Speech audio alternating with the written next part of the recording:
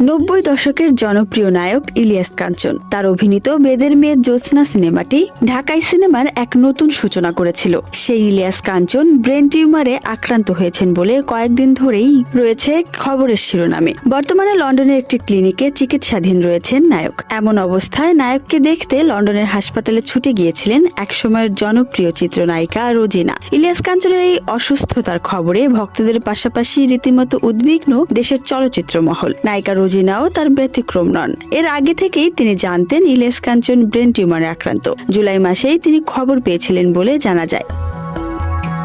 রোজিনা জানিয়েছেন তিনি লন্ডনেই ছিলেন, এরপর কানাডায় চলে যান আর অভিনেতার পরিবারের সঙ্গে নিয়মিত যোগাযোগ বজায় রাখেন। সেপ্টেম্বরের মাঝামাঝিতে রোজিনা কাঞ্চনের মেয়ের বাসায় গিয়ে সাক্ষাৎ করেন। রোজিনা বলছেন কাঞ্চন অসুস্থ হলেও মানসিকভাবে তাকে দৃঢ় মনে হয়েছে। ব্রেনের সমস্যা থাকায় মাঝে মাঝে কিছু স্মৃতি ভুলে যান, তবে সব মিলিয়ে তাকে অনেক ভালো দেখেছেন তিনি। রোজিনা আরো বলেন কাঞ্চন যদিও শারীরিকভাবে অসুস্থ কিন্তু নিয়মিত নামাজ পড়ছেন এবং কথাবার্তা একটু আস্তে ধীরেই বলছেন। বর্তমানে ইলিয়াস কাঞ্চন লন্ডনের হার্লি স্ট্রিট ক্লিনিকে অনকোলজিস্ট ডক্টর ভিনায়ারের তত্ত্বাবধানে চিকিৎসাধীন রয়েছেন।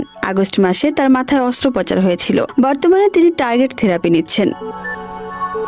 চলচ্চিত্র মহল থেকে শুরু করে সাধারণ মানুষ পর্যন্ত সবার এখন একটাই প্রার্থনা, সেরে উঠুন ইলিয়াস কাঞ্চন আর ফিরে আসুন আপনার আপন ছন্দে। নিরাপদ সড়ক চাই আন্দোলনের প্রতিষ্ঠাতা ইলিয়াস কাঞ্চন, যিনি একসময় অন্যের জীবন নিরাপত্তা দেওয়ার জন্য লড়েছেন, আজ তিনি লড়ছেন নিজের জীবন বাঁচানোর লড়াইয়ে। আর তার সুস্থতা কামনা করে ব্যাকুল হয়ে আছে গোটা বাংলাদেশ।